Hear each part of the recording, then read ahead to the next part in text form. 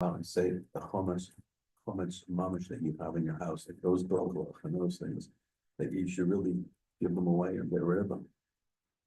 We do say that. But It's it's just not enforced. It's not. what enforced. What do I say? What do you mean No, enforced? but I've never been raised that way. I've never heard of many grew up from any shul that I've been through. That they come on and say, when you do your start, you have any local in your freezer? Like they don't have, like, not that they're supposed to, you should know. I know this is a halacha, like. Have any of you ever heard this before? You, Yeah, maybe, yeah. Marv, Joby? No, I think they're always supposed to, if it's like actual like bread. Yeah, like, oh. I've been sleeping during that class. You were I was sleeping during that class. you were arranging the the bilkulach for Shalashudas. Okay, sorry. Okay. Yeah. Always count on you. All the fuss and colors we go down. Kids and give them the two on the street. Okay, so the Chassam Sofer was the last thing that we had seen, and the Chassam Sofer had taught us. Am I sharing my screen? I don't think so. Hold on a second. Give me a sec. The Chassam Sofer had said that this was his language. Sheyesh b'mechiras chametz harbe ikule upishure. There's a number of ins and outs and complications that a person has to know in order to do it correctly. And therefore, lachein hitkinu chachmei Yisrael laroch mechira klalit. That's why people shouldn't do this on their own. In other words, there have been situations where a person says, what am I supposed to, I didn't do mechiras chametz, and I don't have time to come over to you, and I've got all of this dog food that I've got, and I want to just give it to my non-Jewish domestic help. I said, okay, so give it to her, put it all in a bag, make sure that she makes a kinyan if you can by lifting it up, and just say, this is yours, and we'll talk after Pesach. That's all you should do. But it's really not optimal because there are a number of different methods of kinyan that we employ when we do mechiras chametz. There's no less than, trying to think if it's 5 or 6 different methods of kinyan. And the reason why we do all of those different methods of kinyan in the mechiras chametz is because there are certain opinions that say that certain kind of kinyan may not work with a non-Jew. So you go through a whole bunch of them just to cover all your bases. And you write explicitly in the contract, whatever doesn't work does not invalidate that which does work, which is a legal thing, right? Yeah, it's like a severance clause. Like 20 clauses, one of them's invalid. You Right. would say the validity of that clause doesn't affect the rest of the contract. That's exactly right. Right. It's called a severance clause. Yeah. Okay. So we put a severance clause in the mechiras chametz form as well. And we also do it in front of a beis din in the event that it requires that kind of legal standing. And there's other stuff that we do. But therefore, lachein hitkimu chachmei Yisrael la'aroch mechira klalit shemosrim l'rav ha'keila ksav arsha.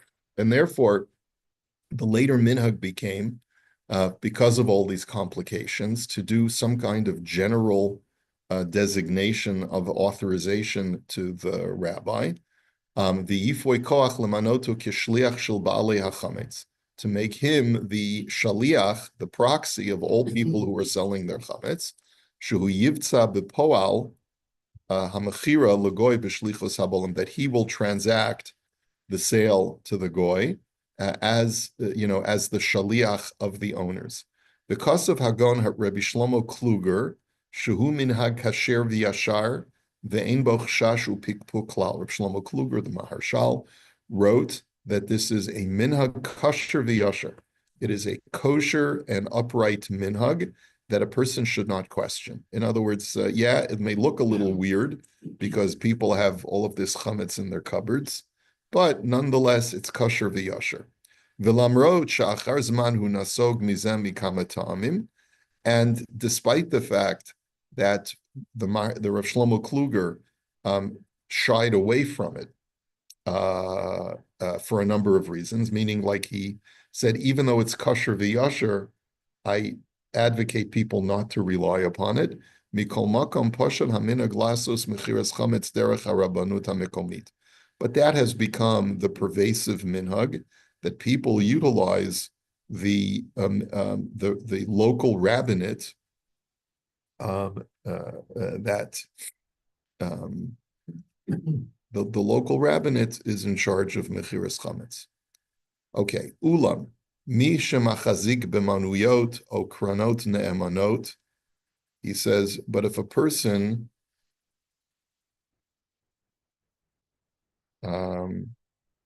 has a bunch of manuyot, I think that means taxis. Let me just see. I want to make sure. Or kranot ne'emanot.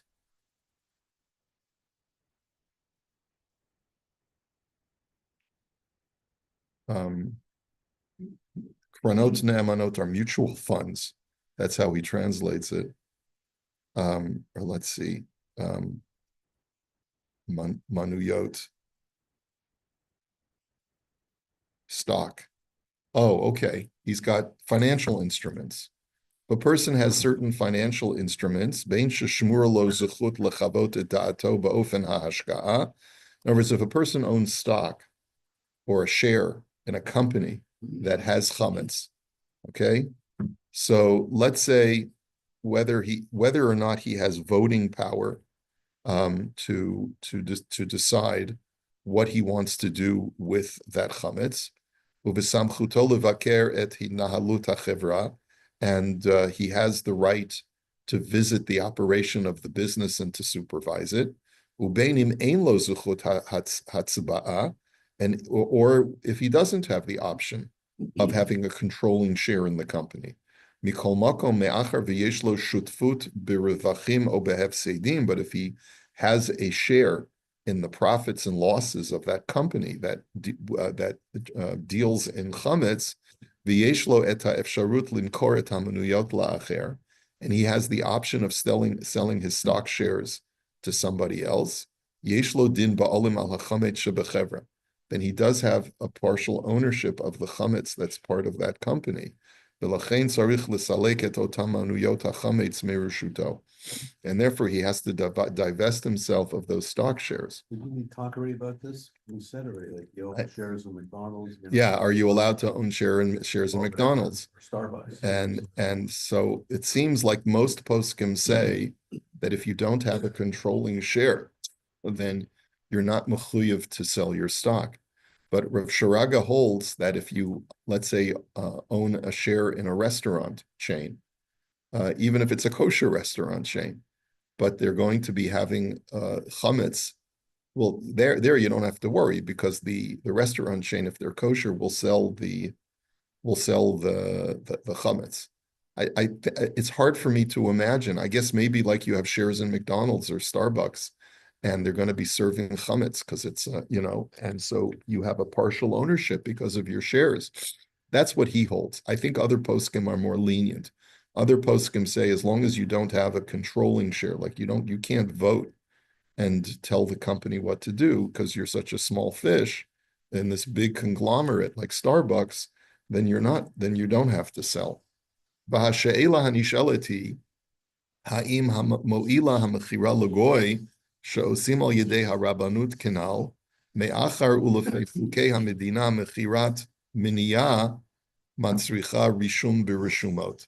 So that's why this question comes up. Let's say a guy has shares or in a company that has chametz in its possession.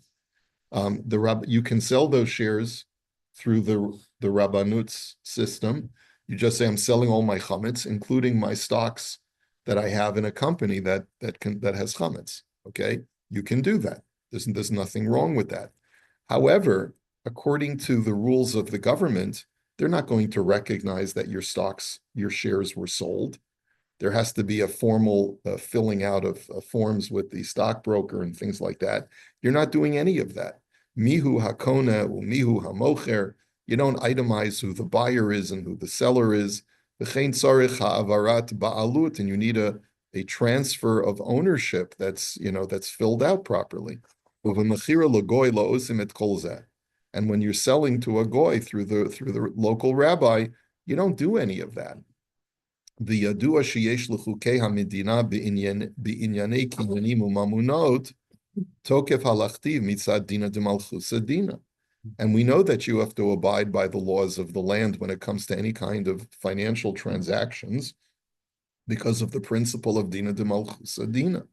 So how then can we utilize a mechiras chametz form to have any kind of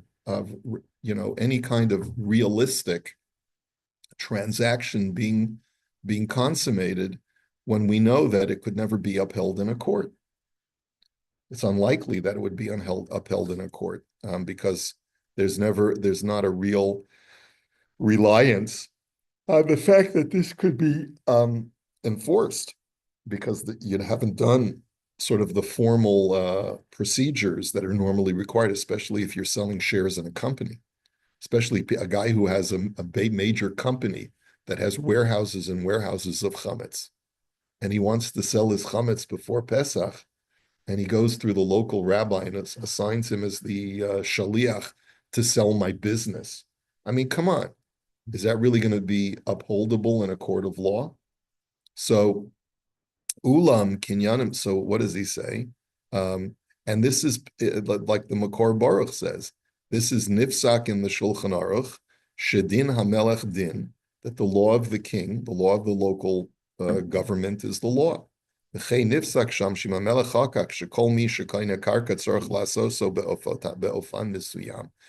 brought in the Shulchan Aruch that if the government says that whenever you transfer, let's say you do real estate transfers, you have to do it in a certain way, where certain documents have to be registered with the local land authority and stuff like that. You have to do it, otherwise it's not legal. And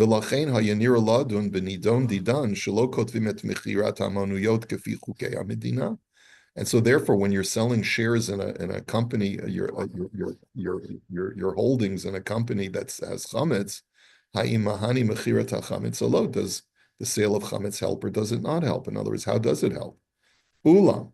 So he says, however, kinyanim shetovsim lefi din Torah, afal pi shemitzadine hamalchus einam tikafim.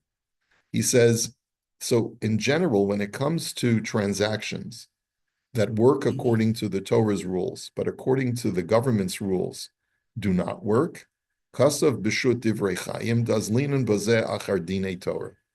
That we follow the laws of the Torah, meaning that if I do perform a transaction which is not recognized by the prevailing government rules, but it works according to the Torah that this transaction is legal, bein lahakel bein lahachmir, ve'ein lanu ela hadinim shepaskal lanu haTorah, then we have to lechumra and sometimes lekula, at least assume that the transaction is effective.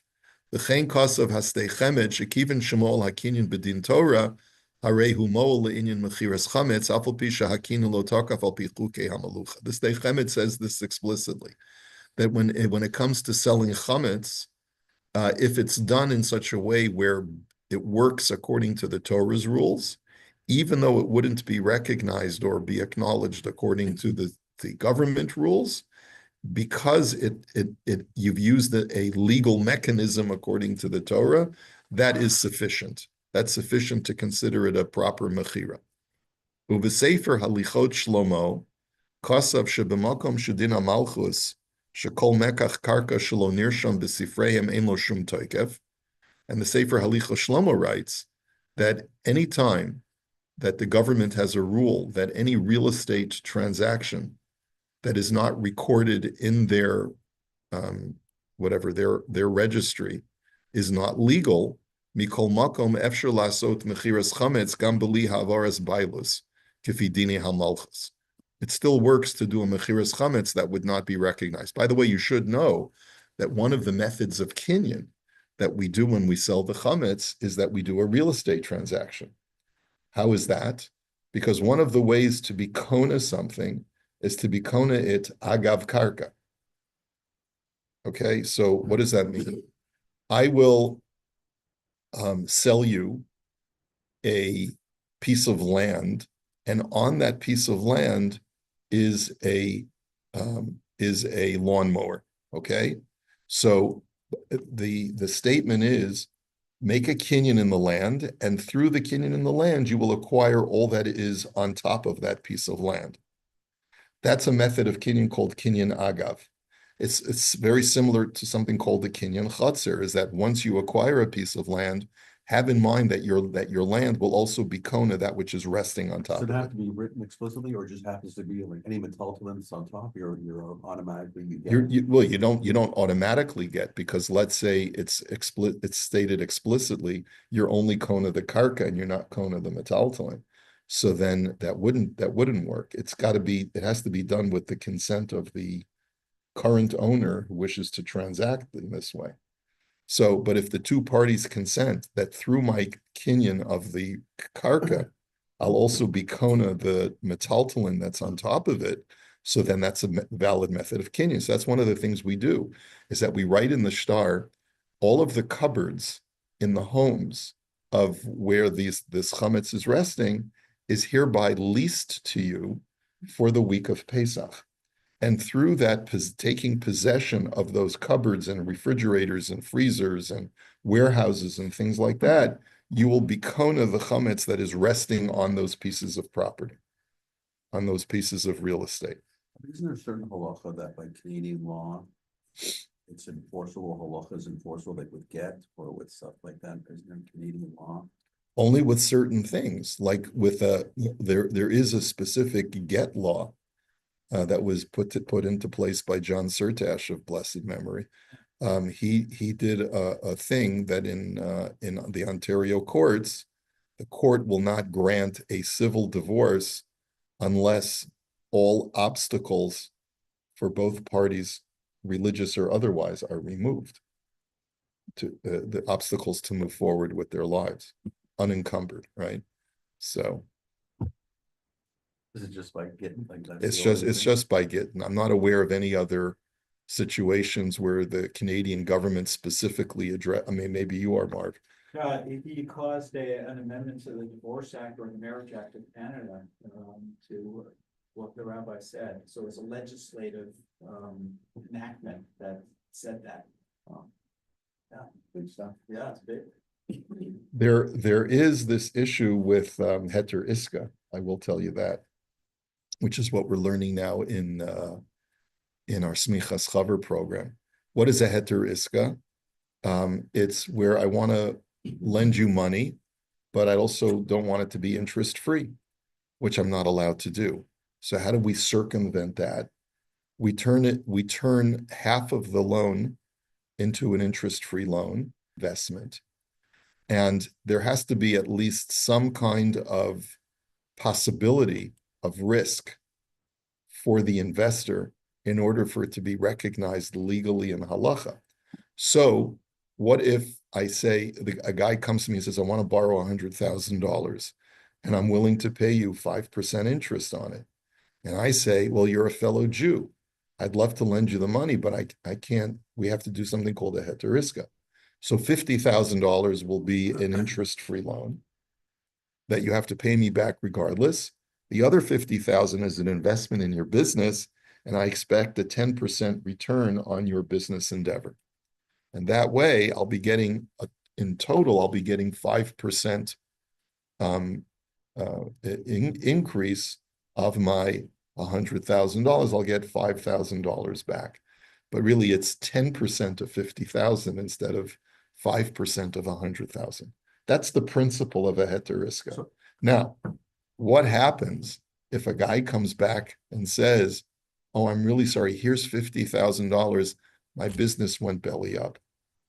And I because if you're a true investor, you have to be willing to accept that the business could meet its expected metrics, that you will be able to pay you back a 10% return, but you also have to accept the risk that it's also going to lose money. That's what a business investment is. That's the difference between a business investment and a loan. So there are ways that the halacha addresses this issue. However, there was a case, I think Chuck Wagner told me about a case that he was familiar with, where a frum person tried to wiggle out of having to pay back a loan because they had done a heter iska, and the courts threw it out. The courts did not accept the argument. Which courts? The Canadian courts. Yeah.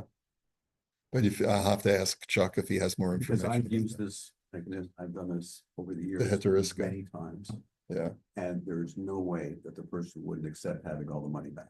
Like, that's just, it was never a discussion, even though you're saying that's the way the structure, which I understand of the heter iska, is that you're schutzman and but if. And it's also important, by the way, when you do a heter iska, you have to understand what you're signing to. It's not just like one of these magic wand kind of things. Right, right. Get out of halacha and Yeah, I'll do you a heter iska, don't worry, but it's really a loan, right? No, heter iska is actually structured very, very carefully. And you have to be aware of what you're doing. But there are ways to protect a guy who wants to lend the money, because in halacha you have to you can put in the heter iska that it'll be assumed that in lieu of doing a full forensic accounting of the profits of the business, the manager of the business will pay back a 10% return. Okay. And if the business fails to meet its expectations, it will have to be proven by forensic accounting that the business failed. Or you can also write that this is not just an investment in one business endeavor, it's an investment in all of your business endeavors. So let's say you borrow $100,000 from a guy who has other assets, like a house, he's got a car, he's got other things. You say, I was investing in all of those things. I was investing in your home that was going to go up in value. I was investing not just in one particular business endeavor, but I was investing in you as a person who has equity. So I thought the heter iska, I've used it 3 or 4 times. It's a standard document. You're saying that you can add in tanayim on these things, and you can. Well, it's actually built in. The things I've just told you are built in. Yeah, so it's already built in. Usually it's baked in. But anyway, when we do heter iska, if you want, I can show you the text of the Beis Din of America's heter iska. How long has that been around, heter iska? So is it old as Prusbul, like that kind of stuff, or the loopholes been around? It's as old as Prusbul, but it's not as it's evolved over the centuries, just like Mechiras Chametz has evolved. Okay. So therefore. Okay, uvesefer halicho shlomo kasav shebemakom shedin hamalchus shekol mekach. Okay, we just did this. Aval, no, did we do it? He says mikol makom efshel lasos mechiras chametz gam beli havaras bailus kefi dini malchus kaven shekol masha malchus lo notenet tokef lemechira shlo nesta kefi chukeha. He says the reason why it still works, even though there's the real estate transaction has not been registered with the government registry, is because when the government does not sanction a transaction, if it wasn't done according to their rules, Hainu davka b'nogea lezeh she'ena mitchashevet im hamekach. That's only vis-a-vis the fact that the government will not reckon with that transaction. The government will not recognize that transaction. In other words, there's 2 ways of looking at it. When we say dina de malchusa dina, does it mean that the transaction is null and void? Or does it mean that the transaction has occurred, but it is not recognized by the government authority? Okay? And so the Halichos Shlomo says it's the latter. Avol mitzad sheni ein la kpeda al mi sherashum etzlam kiba'olim shelo yaniach lezulato leired lisadeu v'linhok sham kiba'olim. The government has no objection if a person wants to behave as the owner, even though his ownership is not recognized by the government. Okay, so therefore, let's say I do a transaction on a handshake, and I sell you my field. Okay, sure, give me $10,000. The field is yours. You give me 10,000. I shake hands and I say, okay, here's the keys to the property, but we don't register it. So there's nothing that the government would object to if the guy who put down the $10,000 goes in and moves in and starts working on the property, right? No problem. It's just that let's say both of you guys pass away in 50 years, and there's going to be a question of who's the owner and which heirs get the property. That's where the government can step in and say, hey, this was never registered, this transaction. So therefore, what we do is the government is basically saying, we're not saying the transaction didn't take place, but what we are saying is that for lasting recognition of that transaction, it has to be registered with the government. So that's the way you're looking at it. V'lachein im omar hakoine denichale begemar hamekach ba'ofen hamol b'dinei Yisrael pashut shechala kinyan ayin sham. And basically, that's the reason why Mechiras Chametz works, is that even though it's not recognized by the government, if, however, both parties, the buyer and the seller, wish for it to work, then it does work. It's just that it's not upholdable in a court of law. Yeah, I think that's the important distinction. When you say the government won't recognize it, it might be that land title or the Ministry of Transportation, whatever it is, the executive branch of the government may not recognize the transaction. You haven't filled out the written form, you haven't filed it in, title's office, whatever. But then there's the courts. That's part of the government too. Yes. The court might recognize it on other principles, like you say, if they both intended it to be, then the court has a split personality, applies the strict law, legislation, all that, but also applies equity, which is if you intended it to happen, maybe they'll give you the title of equity and say, Really? making you a declaration. Are there precedents for that?